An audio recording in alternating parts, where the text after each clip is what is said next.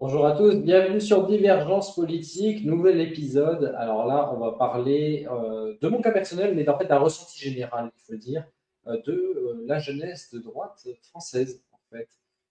Alors je ne vais pas parler forcément du nom de tous les jeunes de France, ça c'est une évidence, parce que nous sommes tous très différents, et je ne vais pas faire une généralité ou d'amalgame, mais la réalité est là, je veux vraiment parler de ce sujet-là pour une bonne raison, c'est que je sens une grosse différence et une problématique, comment dirais-je, en fait, de savoir où on va, de savoir même où on est. J'ai 25 ans, du coup, les études sont déjà finies, heureusement. Et là, je vis en Russie, pour ceux qui ne le savent pas, à Moscou. Et je suis parti de France, de Bourgogne pour être plus précis, pour venir vivre ici. Je me suis installé. Euh, et la question en fait que je me pose en étant ici, c'est que je vois une grosse différence entre la jeunesse, par exemple, française et russe à plusieurs niveaux. Et en fait, je voulais parler de ce côté, de ce malheur de ma génération qui ne sait pas où aller, qui est totalement ostracisé. Alors, en particulier quand on a une idéologie de droite de manière générale, c'est-à-dire la droite française, pour être très franc, j'ai l'impression que c'est aussi une version de la gauche, mais un peu plus à droite, quoi. C'est comme si, comment dire, on a aux États-Unis des gens de gauche, et ils restent foncièrement profondément capitalistes. Donc voilà, le socialisme, c'est une autre version. En France, à droite, on a l'impression d'être quand même sur une version du socialisme, mais un peu moins forte. Et c'est pour ça que moi, je voulais en même temps partager mon avis, mon point de vue là-dessus, dans ce mal-être de ma génération, parce que, pour être très franc, il y a trois points en fait qui sont très importants dans tout ça. C'est l'économie, la société et le pays en soi. Même si la société et le pays sont extrêmement liés, c'est surtout au niveau de la société, je voulais parler des valeurs, non pas des valeurs du pays, mais du pays en général, par la suite, au troisième point. Donc d'un point de vue purement économique, en fait, moi, c'est une des raisons pour lesquelles je suis parti. Je ne voyais aucun avenir en France. Pour autant, voilà, je suis diplômé, j'ai un master. Dans tous les cas, moi, je sais très bien qu'en plus, dans le domaine auquel je suis diplômé, il n'y a aucun problème pour trouver du travail en France, malgré qu'il y ait du problème en fait, de manière générale. C'est juste que je sens qu'en fait c'était la fin. Comment dire, on est dans une fin en France, FIN, hein.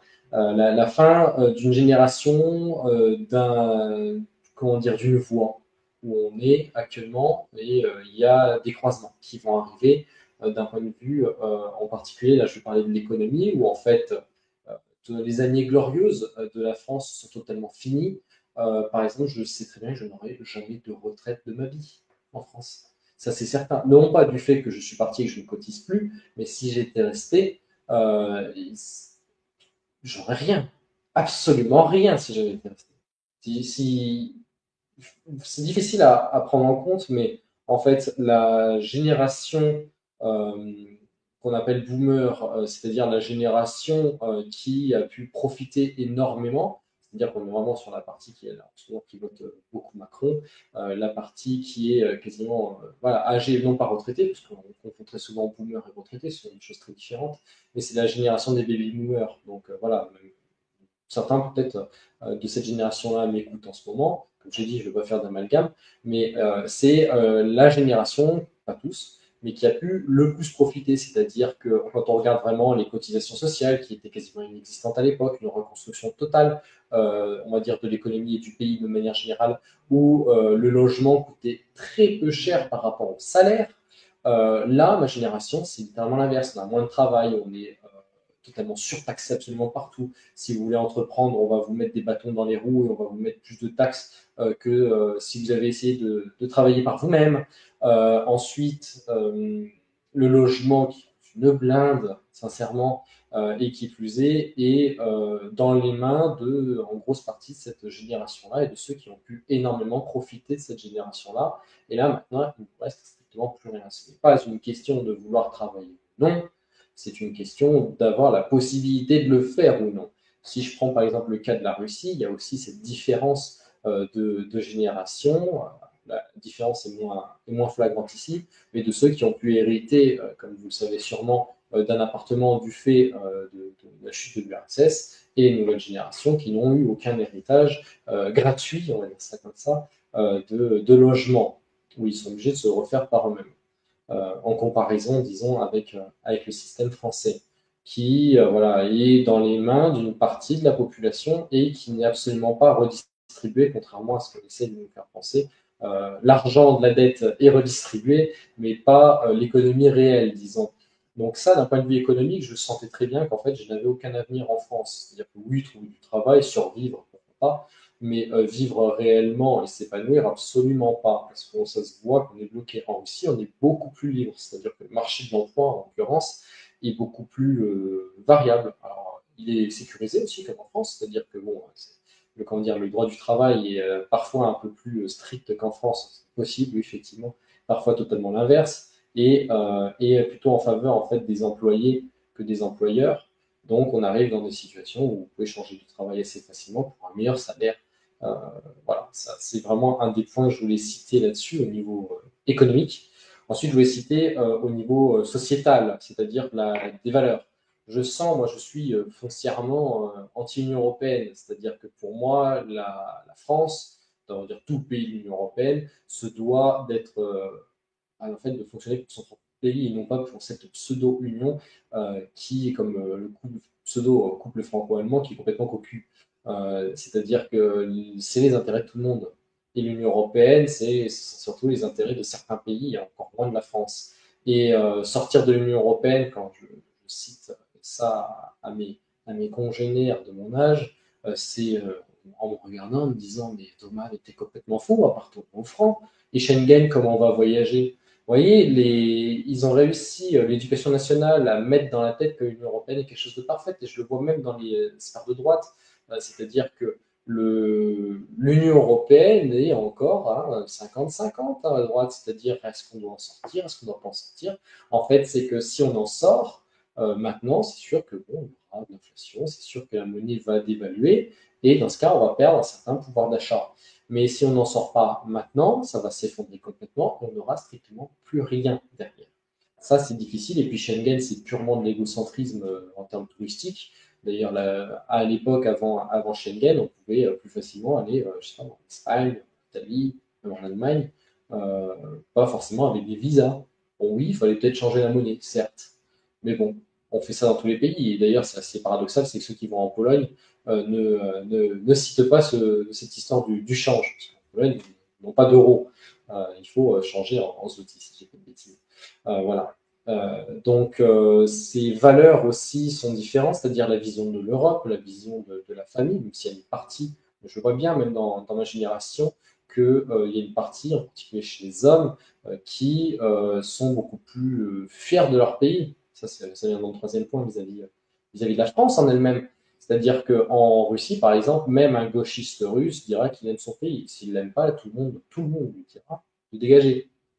En France, si on dit qu'on aime son pays, la France, je reste français hein, malgré tout, c'est mon pays, euh, c'est pas possible, c'est forcément être raciste, etc. Et dans ce cas, on est dans une inversion complète des valeurs et que la France n'a plus aucune valeur, en fait, complètement pour l'éducation nationale qui a réussi à nous mettre tout ça dans la tête et à travers toutes les, comment dire, à travers en particulier les universités à mettre dans la tête des nouvelles générations que voilà, la France ne lui devait rien. Par contre, elle vous doit énormément de choses, que ce soit purement financière ou aussi en termes d'aide.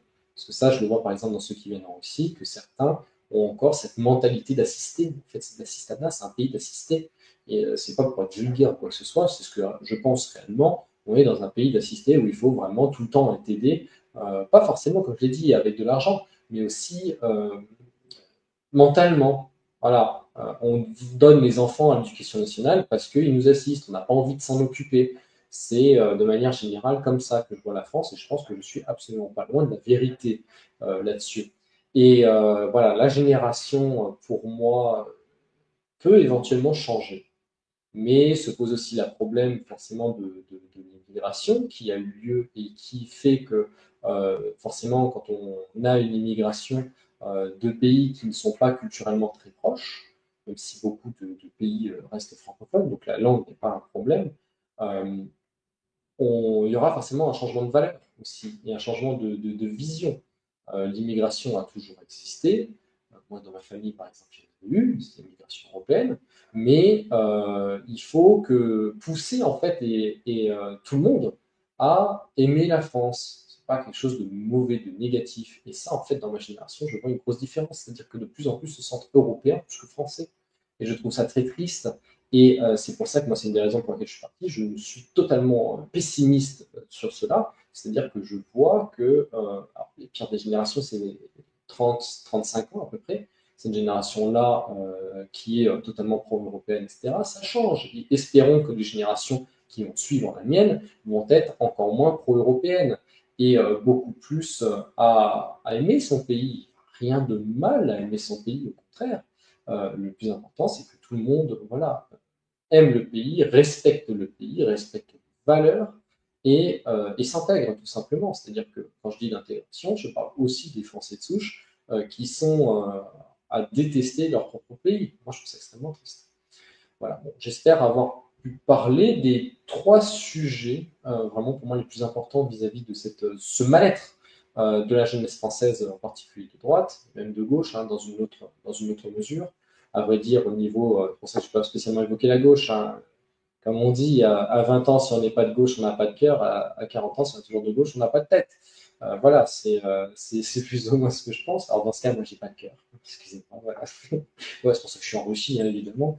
Mais voilà, je pense que ça va changer. C'est-à-dire que la génération, ma génération va de plus en plus être de droite, c'est certain.